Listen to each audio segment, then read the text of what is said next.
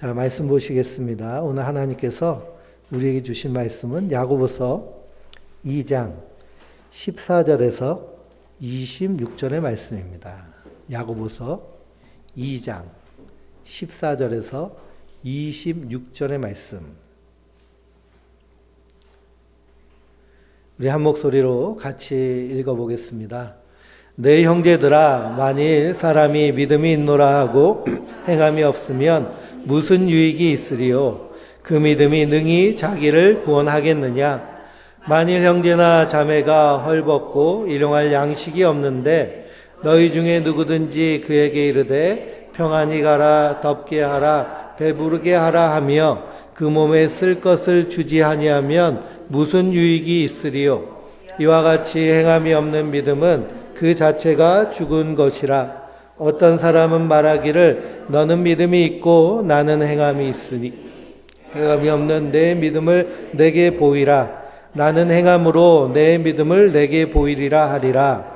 내가 하나님은 한 분이신 줄 믿느냐? 잘하는도다. 귀신들도 믿고 떠느니라. 아, 허탄한 사람아, 없는 믿음이 헛된 것인 줄을 알고자 하느냐? 우리 조상 아브라함이 그 아들 이삭을 제단에 바칠 때에 행함으로 의롭다 하심을 받은 것이 아니냐? 내가 보거니와 믿음이 그의 행함과 함께 일하고 행함은 믿음으로 온전하게 되었느니라. 이미 성령이 이른 바 아브라함이 하나님을 믿으니 이것을 의로 여기셨다는 말씀이 이루어졌고 그는 하나님의 벗이라 칭함을 받았나니 이로 보건대 사람이 행함으로 의롭다 하심을 받고 믿음으로만은 아니니라. 또 이와 같이 귀신들은 사자들을 대접하여 다른 길로 나가게 할 때에 행함으로 의롭다 하심을 받은 것이 아니냐. 영혼 없는 몸이 죽은 것 같이 행함이 없는 믿음은 죽은 것이니라. 아멘. 할렐루야. 하나님께서 주시는 은혜와 평강이 우리 성도님들 위해 늘 충만하시기를 주님의 이름으로 축원드립니다. 우리 반주자가 휴가를 나가가지고요, 오늘 예배 같이 참석했습니다. 훈련이 고되다 그러는데요. 예, 열심히 하라고 응원의 박수를 쳐주시면 감사하겠습니다.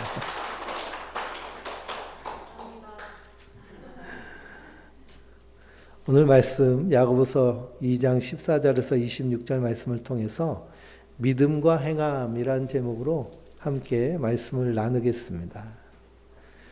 2장 1절을 보면요. 내 형제들아, 영광의 주 곧 우리 주 예수 그리스도에 대한 믿음을 너희가 가졌으니 사람을 차별하여 대하지 말라라고 말씀하고 있습니다. 우리가 믿는 예수님은 어떤 분이세요? 영광의 주님이시라는 겁니다. 우리 그리스도인들은 이 영광의 주님 되신 예수님과 동행하는 자들입니다. 그럼 한 주간 동안 이 영광의 주님과 동행하셨나요? 이 영광의 주님과 우리가 동행할 때 그리스도 안에서 누리는 그 축복이 있는데요. 그것이 바로 은혜와 평강입니다. 내가 그 은혜와 평강을 어떻게 누리고 있는가를 내 삶 가운데 이렇게 발견할 수 있는데요. 무엇으로 발견할 수 있느냐면 기쁨과 감사로 발견할 수 있습니다. 그러니 이 기쁨과 감사는요, 어떤 상황과 환경에 따라오는 기쁨과 감사가 아니라 존재로서의 기쁨과 감사예요. 내가 숨을 쉬고 이 땅에서 생명을 유지하고 있는 이 존재 자체로 감사하고 기뻐하는 것. 이것이 그리스도 안에서 누리는 은혜와 평강입니다. 세상 사람들이 누리지 못하는, 알지 못하는 거예요. 만약 그리스도인들이 내가 예수를 믿는다 하는데 이것을 누리지 못하고 있다면 그 그리스도인들은 정말 불쌍한 그리스도인입니다. 왜 그러냐? 이 하늘에서 주시는 이 풍성함을 누리지 못하고 이 땅에서부터 하나님 나라 천국을 살아내야 되는데 천국을 살지 못하기 때문이에요. 그래서 마치 자기의 삶이 지옥과 같이 되어버리는 그런 악순환이 펼쳐집니다. 그럼 이 은혜와 평강, 그 안에서 오는 기쁨과 감사를 풍성히 누리기 위해서 우리가 해야 될 일은 뭘까요? 기도의 골방에서 하나님과의 1대1의 시간을 갖는 거예요. 말씀을 묵상하고 그리고 고요하게 내 들숨과 날숨 가운데 거하시는 그 하나님을 찾고 그리고 그 하나님과 대화하듯이 그래서 그 안에서 우리가 하루를 시작하고 풍성하게 하루를 주님과 동행하는 삶을 살아낼 때 영광의 주님과 동행하는 삶이 되는 줄 믿습니다. 이 기도의 결방에서 우리가 풍성하게 하나님을 누리면 우리 안에서 어떤 일이 일어나느냐 하면 존재로서 나를 바라보시는 주님을 만나게 돼요. 나의 어떤 스펙이라든지 나의 어떤 환경이라든지 상황이라든지 나의 어떤 자격이라든지 이것이 아니라 그냥 나의 있는 모습 그대로 존재로서 사랑하시는 주님. 구약 성경을 보면 다윗이라는 인물이 나오죠. 다윗은 참 흠이 많은 사람입니다. 용감하게 물맷돌을 가지고 골리앗을 쳐서 넘어뜨리기도 했지만 가는 곳마다 어떤 문제를 일으키나요? 가는 곳마다 여자 문제가 일어나요. 그리고 자기의 잘못된 선택 때문에 자녀들이 서로 싸우고 죽이기도 하는 그런 불행한 일이 일어납니다. 근데 하나님은요, 다윗이 잘할 때는 아이고 예쁘다. 다윗이 못할 때는 나 너 싫어. 이렇게 하시나요? 한결같이 사랑하시는 하나님을 우리가 발견하게 됩니다. 그 이유는 뭘까요? 하나님은 우리를 존재 자체로서 바라보시고 사랑하시는 분이시지 우리의 무슨 행위에 따라서 일희일비하시는 분이 아니시라는 거예요. 예수 그리스도의 보배로운 피로 거듭난 우리를 하나님은 어떻게 바라보시나요? 존재 자체로 바라보시고 기뻐하십니다. 그래서 너희 하나님 여호와가 너희 가운데 계시니 그는 구원을 베푸실 전능자시라. 그가 너로 인하여 기뻐하시고 너를 잔잔히 사랑하시며 즐거이 부르며 기뻐하시리로다. 하나님 내가 뭐가 예뻐서 그렇게 사랑하시고 기뻐하세요? 그 질문은 우매한 질문입니다. 왜 그러냐? 하나님은 존재 자체로서 나를 사랑하시는 분이시기 때문이죠. 우리도 우리의 시각이 대상으로서가 아닌 존재로서 바라보게 될 때, 한마디로 우리의 색안경이 벗겨질 때, 사물을 투명하게 바라볼 때, 하나님을 그렇게 투명하게 바라보고 나 자신을 그렇게 투명하게 바라보고 내 주변의 이웃을 투명하게 바라보고 세상을 이렇게 투명하게 바라볼 때 우리 안에서 우리의 몸은 행복하고요. 우리의 마음은 편하고 그리고 세상은 아름답습니다.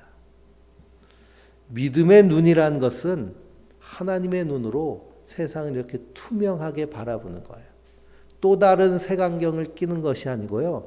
있는 색안경을 다 벗어버리고 투명하게 바라보는 겁니다. 하나님을 그렇게 바라보고 그 다음에 나를 그렇게 바라보는 거예요.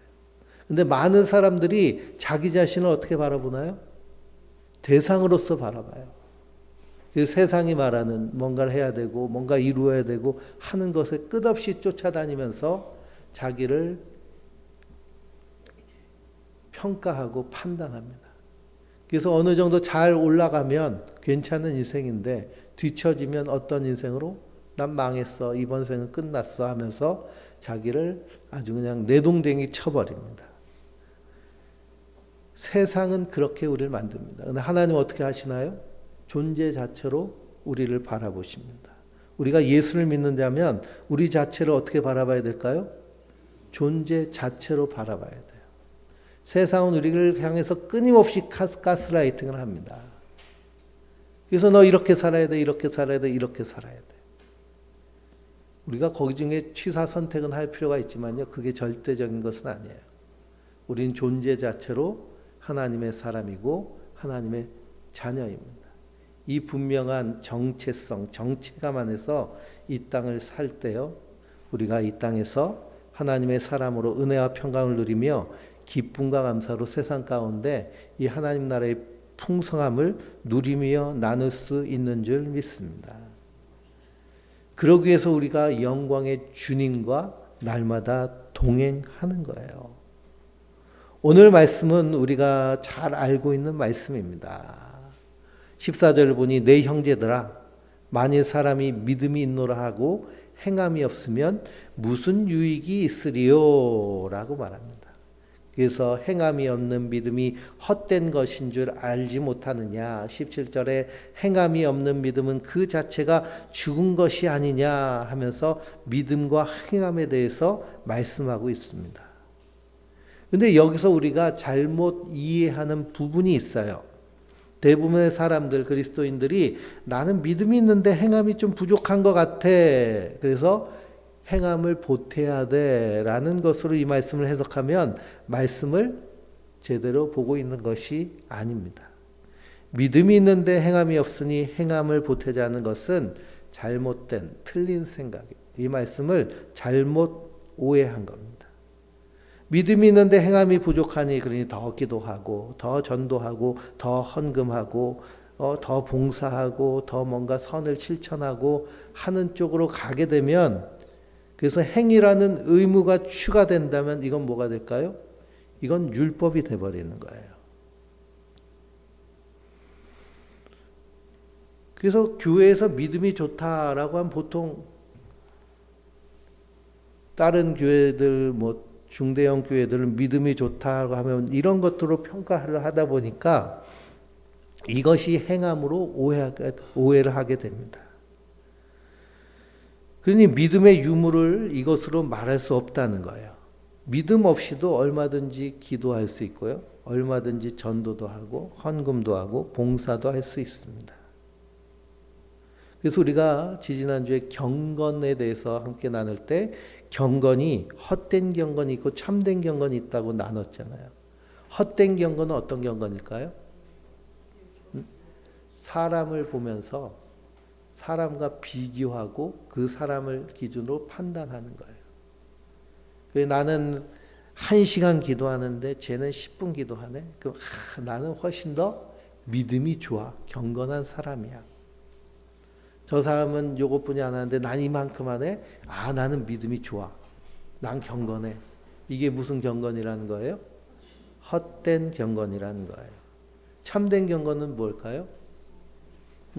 내가 하나님의 은혜 받은 자로, 십자가의 사랑받은 자로 이렇게 사는 것이 마땅해 하고 주변을 바라보지 않고 비교하지 않고 하나님과의 관계 안에서 내가 경건한 신앙의 삶을 사는 것이 참된 경건입니다. 그러니 믿음이 있는데 행함이 없으니 행함을 보태자라는 것은 이렇게 사고하는 것은 원래 뭐가 없다는 걸 얘기할까요? 원래 믿음이 없다는 것을 얘기하는 거예요. 또 이 행위라는 것이 의무로 추가되면 또 내가 구원받기 위해 행하는 것이 되고 복받기 위해 행하는 것이 되어버립니다. 우리 기도를 할 때요. 기도와 왜 해요? 응답받기 위해 기도합니다. 그러면 그 기도는 어떤 기도가 될까요?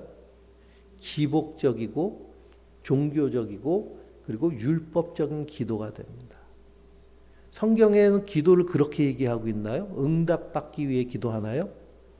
기도는요, 하나님과 인격적인 대화, 그리고 영적인 호흡, 하나님을 내 안에, 내가 하나님 안에 거하는 하나님과의 인격적인 교제와 관계를 맺는 거예요.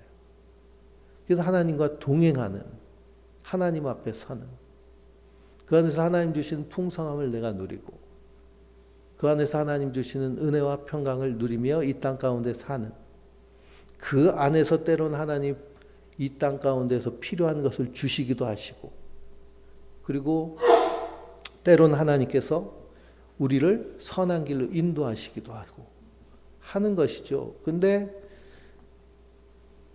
떡 줄 사람을 바라보지는 않고요. 떡만 바라보는 거예요.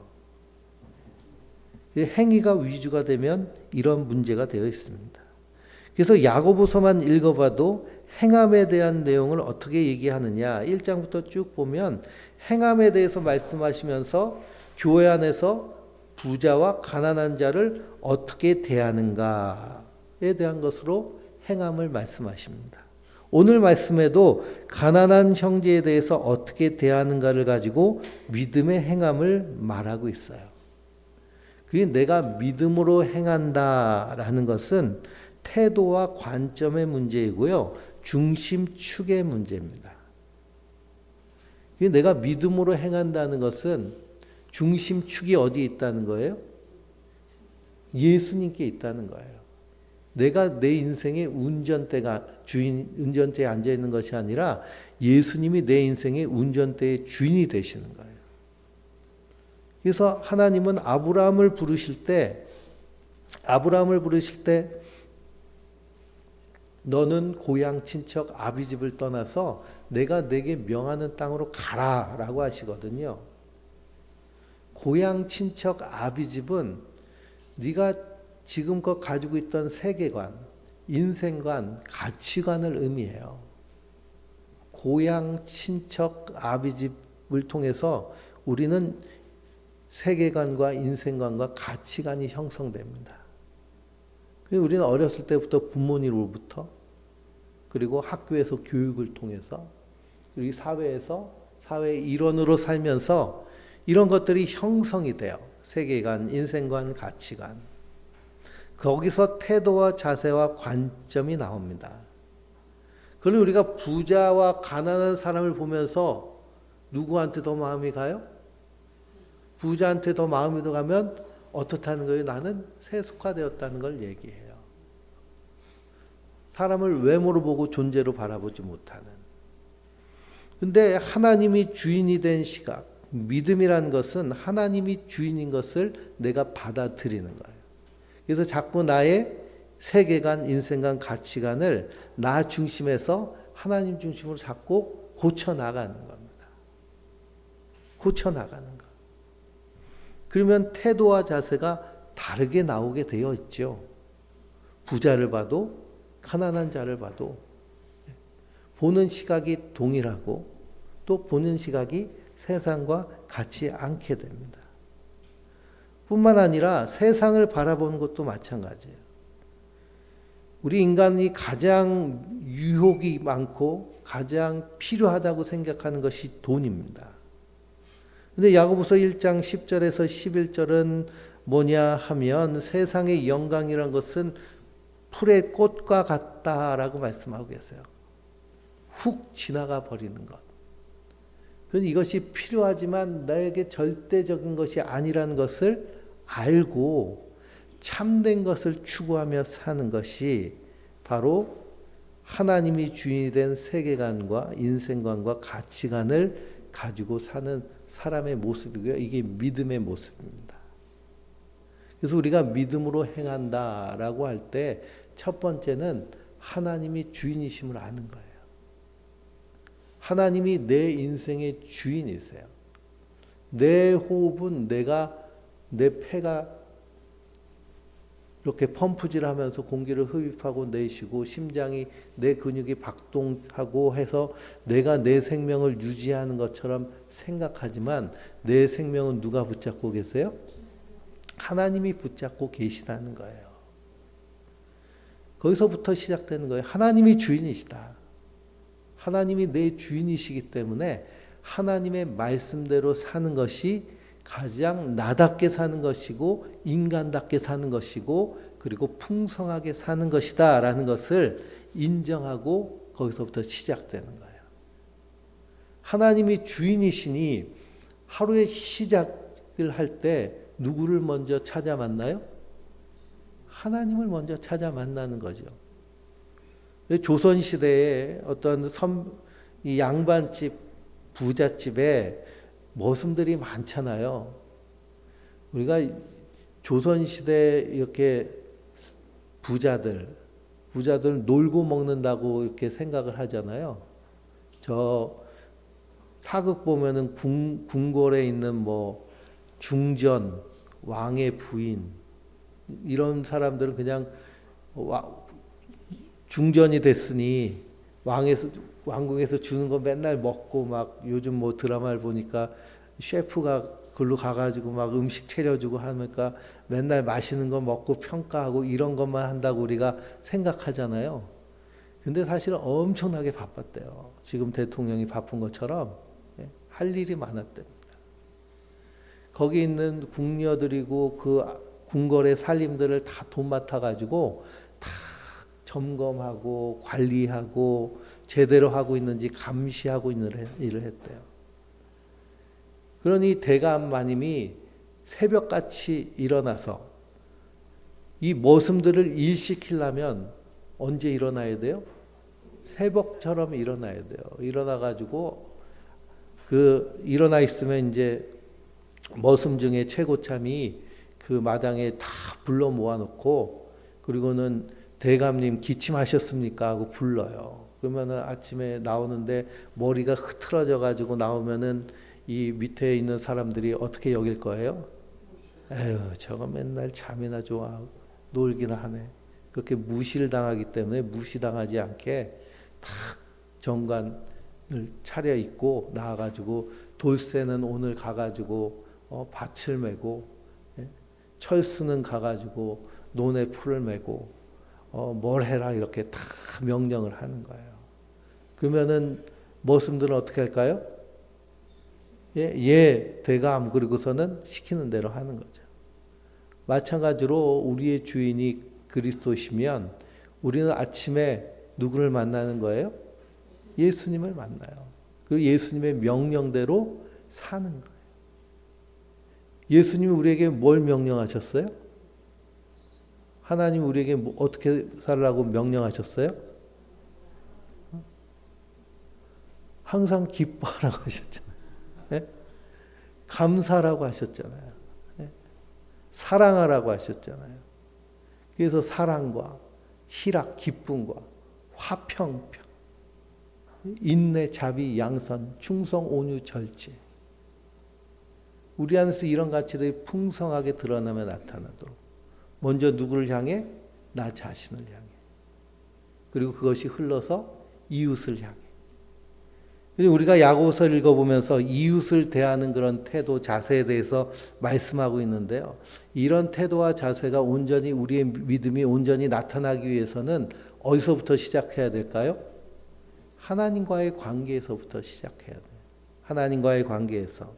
하나님과의 인격적인 관계를 누리며 내가 그 하나님의 사랑을 충분히 받아 누릴 때 그 다음에 그것이 어디로 갈까요? 나 자신에게 가는 거예요. 진정한 자기 사랑이 이루어집니다. 세상이 말하는 나, 세상에서 비교하고 평가하면서 새겨진 내가 아니라 하나님이 말씀하신 나를 온전히 받아들이고 그 안에서 내게 능력 주신 자 안에서 내가 모든 것을 사랑하는 할 수 있느니라 라는 사도 바울의 고백처럼 I can do it 하며 이 땅을 믿음으로 사는 거예요. 그러면서 자기 사랑이 시작됩니다. 그리고 자기를 잘 돌보게 돼요.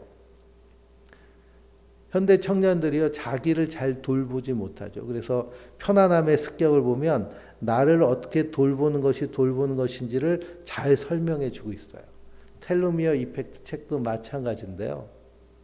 그래서 요즘은 자기를 잘 돌보는 청년들은 자기를 엄청나게 잘 돌봐요. 근데 그걸 모르면 방치하게 되죠. 방치하게 되면 온갖 질병들과 정신적인 질환들이 그냥 도둑같이 쳐들어옵니다. 그래서 이 점점 사회가 편해지면 편해질수록 신경질환, 우울증, 공황장애, 불안장애, 뭐 장애 많잖아요. 이런 질환들. 그리고 여러 가지 알러지라든지 염증성 질환들. 그리고 자기 몸을 자기가 이렇게 공격하는 그런 유전적 질환들이 점점 많아지는데요. 편안함의 역습책을 보고 유출해 보면 너무 편안해서 그런 거예요. 그 편안하다는 것이 자기를 쉬게 한다고 우리가 오해하고 착각하는 거예요. 그래서 나를 돌본다라고 할 때 첫째는 잘 자는 거예요. 잘 자는 것. 하루에 7시간 이상 푹 자는 거예요. 근데 요즘 그 신경 질환 있는 사람들의 특징은 뭘까요? 잠을 안 자요. 잠을 안 자니까요. 당연히 몸에서 호르몬이 제대로 나올 이유가 없죠. 계속 스트레스 호르몬만 끊임없이 나오는 거예요. 너무 이 영상을 많이 보니까요, 도파민이 과잉이 돼가지고, 그래서 움직일 수 있는 그런 동기부여력이 상당히 떨어져요. 잠을 안 자니까요, 자기 몸 자체, 시스템 자체가 망가지죠. 망가진 시스템을 가지고 뭘 하려고 하니까 잘 될까요? 잘 되지가 않죠. 잘 자야 되고, 또 잘 먹어야겠죠. 잘 먹는다는 것은 좋은 음식들, 건강한 음식들을 규칙적으로 섭취를 하는 것이겠고요. 그리고 운동도 해야겠죠. 그래서 운동은 우리의 몸과 마음을 연결시킬 수 있는 소매틱 운동. 그리고 우리가 기도와 명상을 통해서 하나님과 동행하는 삶을 살면 우리가 이 땅에서도 풍성하게 살아낼 수 있습니다. 그래서 주인이 누군가에 대한 문제가 바로 오늘 말씀에서의 핵심이에요. 누가 주인이신가? 그래서 골로새서 3장 1절에서 6절에 그러므로 너희가 그리스도와 함께 다시 살림심을 받았으면 위의 것을 찾으라 라고 하십니다. 위의 것을 찾으라. 그리고 우리가 이 땅에서 열심히 일하면서 살지만, 때로는 공부하기도 하고 목적을 가지고 살지만 결국 추구점은 어디에 있는 거예요? 위의 것을 찾으며 사는 거예요. 위의 것을 찾으며. 그렇게 살면요, 삶의 목표와 방향, 추구점이 완전히 다르게 됩니다. 어떤 정치인이요, 대통령이 되기 위해서 정치를 하는 사람이 있어요. 또 어떤 사람은 대통령이 돼서 내가 이것을 하고 싶어서 정치하는 사람이 있어요. 그럼 우리는 어떤 사람을 선택해야 될까요? 대통령 자치가 되는 것이 목적인 사람 뽑으면 어떻게 될까요? 예. 그 권한과 권력을 가지고 자기가 그것을 자기만 맛보는 데 집중하는 사람이 되겠죠. 그러나 이것을 통해서 내가 이 민족의, 이 나라의, 이 국민들에게 뭔가 유익을 주고 싶고 뭔가 큰일을 하고 싶다고 하면 그 행동하는 에너지 자체가 완전히 다르게 되어 있습니다.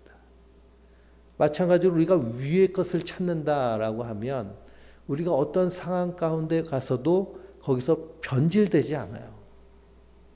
요셉이요, 노예로 애굽에 잡혀갔는데 하루아침에 애굽의 총리가 됐습니다. 총리가 됐는데 성경을 잘 읽으면 그에게 이 애굽의 파라오는 완전한 실권을 줘요. 고대 사회의 그 파워, 권력의 두 기둥은 정치와 종교입니다. 현대 사회의 권력의 두 기둥은 뭘까요? 정치와 경제예요. 그리고 뉴스에서 이재용 회장 우리 별로 관계도 없는데 계속 뭐 뉴스에 조금만 하면 뭐 나오잖아요. 그렇죠? 그 사람이 그만큼 경제적 권력을 가지고 있기 때문입니다. 근데 고대 사회는 정치와 종교예요. 그리고 바로가, 이집트의 파라오가 이 요셉한테 자기 반지 주고 지팡이 주면서 네가 총리해 그러면서 이 요셉에게 그 다음에 해준 일이 뭐냐 하면 이 이집트의 대제사장의 딸과 결혼을 시켜요. 그러면 이제 요셉은 무슨 권력을 다 갖게 된 거예요? 정치와 종교의 권력을 다 갖게 된 거예요. 진정한 힘, 파워를 가졌어요. 그 정도 파워를 가지게 되면 요셉이 한 10년 지나면 어떤 마음이 들까요? 내가 파라오가 되고 싶어 하는 마음이 들겠죠. 권력에 대한 욕심이 있으면 그렇게 됩니다. 그런데 요셉은 그렇게 했나요? 그렇게 되지 않았어요. 그리고 내가 죽으면 내 뼈를 어디다 묻어달라고 그래요? 가나안 내 조상들의 고향에 나를 묻어달라고 그렇게 유언을 하고 그리고 죽습니다. 목적이 어디에 있어요? 하늘의 소망을 두고 살기 때문에 이 땅의 것에서 자기의 역할을 충실하게 하는 거예요. 변질되지 않고 오염되지 않고 타락되지 않습니다. 근데 많은 사람들이 어떻게 될까요? 어떤 자리에 올라갔더니요, 변해요. 변질돼요. 바뀌어요. 타락해요. 그것은 바로 이 믿음의 문제, 주인이 누구인가에 대한 문제에서 판별이 됩니다. 그러니 믿음과 행함의 문제. 그래서 그 행함이 율법이면 믿음 자체가 없는 거예요. 믿음이라는 것은 하나님이 주인인 것과 그분이 나의 삶의 인도자 되시는 것. 그리고 죄인인 나를 위해서 하나님이 사람이 돼서 이 땅에 오셔서 나의 허물과 죄를 대신 지시고 십자가에 달려 죽으셔서 나를 하나님의 자녀 삼으신 이 복음을 우리는 믿어요. 이 믿음 안에 있기 때문에 우리는 하나님 앞에 어떤 자들이에요? 용서받은 죄인이에요. 그러니 타인을 바라볼 때도 어떻게 바라볼까요? 하나님의 사랑과 긍휼로 바라보게 돼요. 불쌍한 마음으로 바라보게 돼요. 하나님이 우리를 얼마나 불쌍히 여기셨으면 사람이 되셔서 십자가에 달려 죽기까지 하셨을까요? 우리가 개미를 위해 죽지 않잖아요. 개미가 너무 불쌍해. 그래서 내가 개미가 돼서 저 개미들을 구원해 줄 거야 하고 개미 되실 분 한 분도 안 계시잖아요. 근데 하나님은 사람이 되셔서 이 땅에 오셔서 대신 죽으셨어요. 근데 우리가 얼마나 큰 은혜와 사랑을 받은 자들인가. 앞으로 AI가요, 발달해가지고 AI가 AGI가 된대요. 그리고 AGI가 ASI가 된대요. 그럼 초지능 AI가 되면, 그럼 그때부터는 인간의 이 사고의 영역을 뛰어넘는 이런 이 발달하게 돼가지고 그때는 AI가 인간을 이렇게 개미처럼 본대요. 개미처럼. 그래서 AI가 우리를 어린아이 돌보듯이 그렇게 다 돌봐준대요. 좋게 말하면. 나쁘게 말하면은 너 이렇게 하면 안 돼 하는 자유를 뺏는다는 얘기죠. 근데 AI가 뭐 인간을 위해서 십자가에 죽을 일은 없잖아요. 근데 하나님은 이 땅에 오셔서 우리의 허물과 죄를 대신 지시고 십자가에 달려 죽으신. 그래서 우리가 지난주 말씀에도 긍휼은 심판을 이기고 자라는 것이라고 말씀하고 있죠. 믿음은 그 예수를 믿는 믿음 안에서 이 땅에서 우리의 행함은요, 그 사랑으로 행하는 거예요. 그 은혜로 행하는 것. 그래서 자연스럽게 이웃을 향해서도, 자연스럽게 세상을 향해서도 그 사랑이 나가는 것, 행함이 나가는 것이 믿음으로 행하는 일인 줄 믿습니다. 내가 내 안에서 그 믿음이 있으면 자연스럽게 흘러가는 거예요.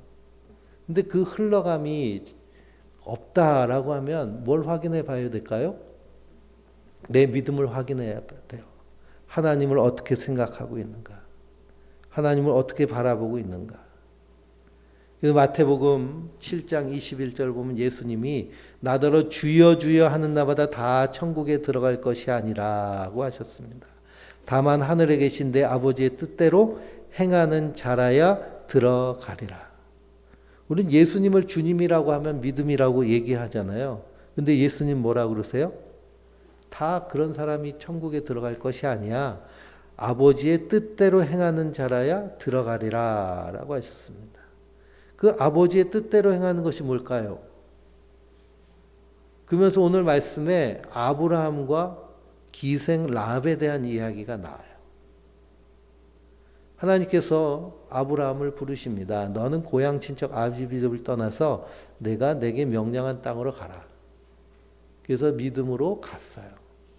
그리고 하나님 바다의 모래알 같이 저 하늘의 별과 같이 내 자손을 많게 해줄게 약속하셨어요. 그래서 그 약속을 믿고 살았는데 한 10년 지나고 보니까 뭐가 없어요? 자녀가 없어요. 자식이. 아니 모래알 같이 많게 해주신다는데 그러면 뭐 하나라도 나와 있어야 뭐 그게 뭐 번성하든지 말든지 하는데 하나님 이게 뭐예요? 그러면서 그의 믿음이 흔들리죠. 근데 하나님이 그에게 아들을 주십니다. 이삭이라는 아들 이름이에요. 이삭. 아들을 주시기 전에 먼저 뭘 주세요? 이름을 주세요. 야, 너 1년 있다가 아들 날 텐데 이름을 이삭이라고 해라. 근데 그때 아브라함 몇 세예요? 예? 99세죠. 100세에 난 아들이니까. 사라는 몇 살일까요? 예? 10살 차이니까요. 예. 89세죠. 예. 그 소망이 있어요, 없어요? 없어요. 불가능한 일이에요. 근데 하나님 너 아들 낳을 거니까 그 아들을 이삭이라고 그래. 우리 정호영 권사님한테 하나님이 너 아들 낳을 거니까 이삭이라고 이름 줘. 그러면 될까요, 안 될까요? 예, 안 되는 거죠. 그렇죠? 근데 하나님은 어떻게 하셨나요? 아들을 주셨어요. 100세에 난 아들을. 근데 나중에 얘가 좀 클만 하니까 하나님 뭐라고 하세요? 너 갖다 바쳐. 예, 번제로 드리라 하세요. 그러니까 칼로 잡아가지고 이스라엘의 그 제사법은 먼저 목을 따가지고 피를 쭉 빼고 그리고 각을 떠가지고 다 팔은 팔대로 손은 손대로 내장은 내장대로 예, 다 잘라가지고 내장하고 속에 있는 거는 다 영문 밖에서 태우고 그리고 살과 기름을 태워가지고 하나님께 드리는 거거든요. 그걸 하라는 거예요. 아들 됐고. 근데 아브라함은 어떻게 했어요? 그냥 순종했죠. 거기에 대해서 히브리서는 뭐냐? 아브라함은 시험을 받을 때에 믿음으로 이삭을 드렸으니 저는 약속을 받은 자로되 그 독생자를 드렸느니라. 저에게 이미 말씀하시기를 내 자손이라 칭할 자는 이삭으로 말미암으리라 하셨으니 저가 하나님이 능히 죽은 자 가운데서 다시 살려내실 줄로 생각한지라라고 했습니다. 근데 아브라함의 믿음은 어떤 믿음이냐? 하나님은 죽은 자를 살리시고 없는 것을 있는 것으로 부르시는 하나님으로 믿었어요. 믿었으니 이 이삭 죽여도 하나님이 살릴 분으로 믿은 거예요. 원래 이삭은 있는 존재였어요? 없는 존재였어요? 없는데 있게 하셨기 때문에 이게 없어져도 있게 하실 줄로 믿었어요. 이게 아브라함의 믿음이에요. 그래서 아브라함이 실제로 번제로 잡으려고 했더니 하나님이 붙잡으시잖아요. 아브라함아, 네가 나를 사랑하는 줄 내가 알았다. 그리고서는 예배해 두신 양을 가지고 하나님을 제사하게 만들죠. 그 하나님은 아브라함을 말리셨어요. 그런데 하나님은 우리를 위해 어떻게 하셨어요? 그 아들을 주셨어요. 그리고 그 아들을 다시 살리셔서 우리로 부활의 소망을 주셨어요.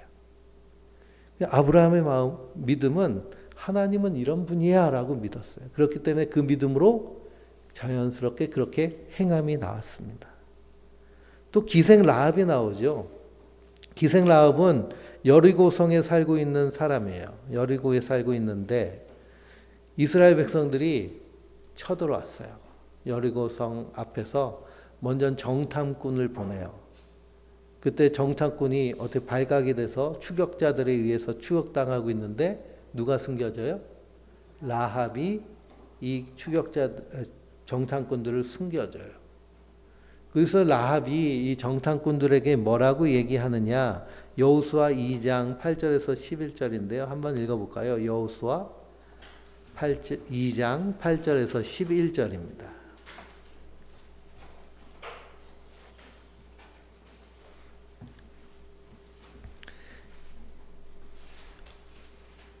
여호수아서 2장 8절에서 11절.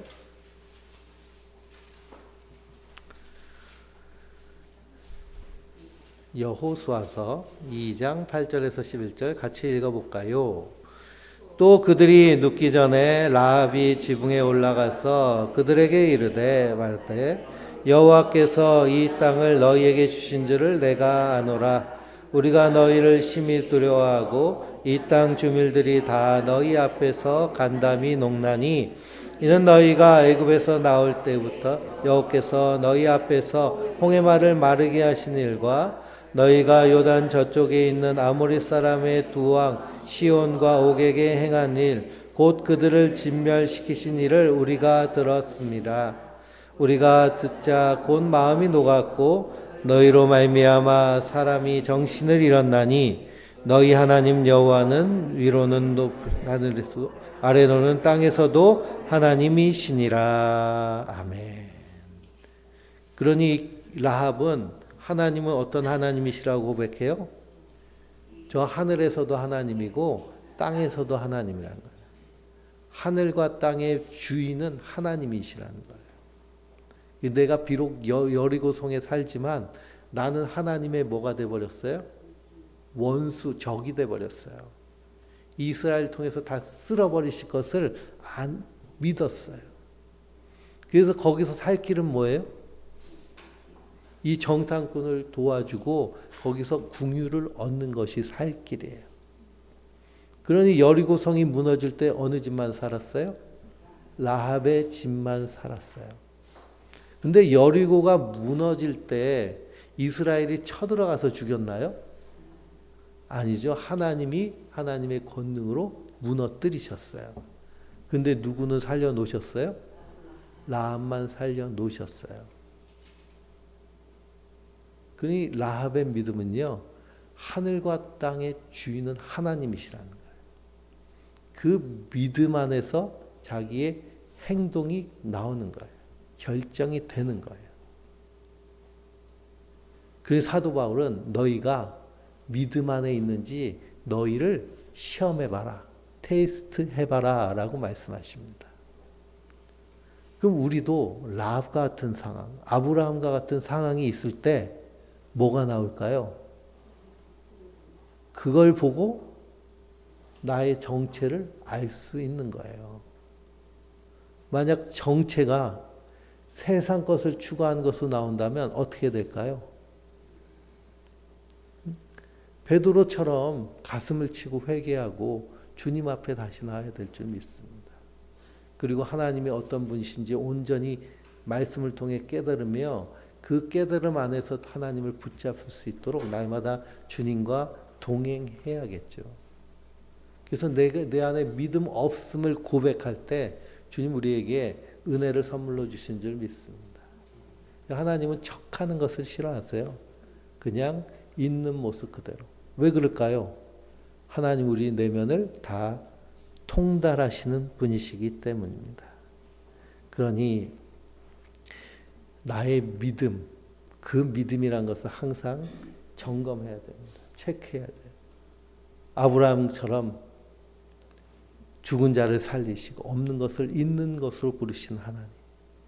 라합과 같이 하나님은 하늘과 땅의 하나님 주인이십니다라는 믿음. 그럼 나의 믿음, 나의 고백은 무엇인가를 하나님 앞에서 곰곰이 자신의 믿음을 살펴보며 그 믿음이 성경적 예수님 말씀하신 예수님 우리에게 가르쳐 주신 그 복음 안에서 굳건히 서는 믿음 되시길 주님의 이름으로 축원드립니다. 말씀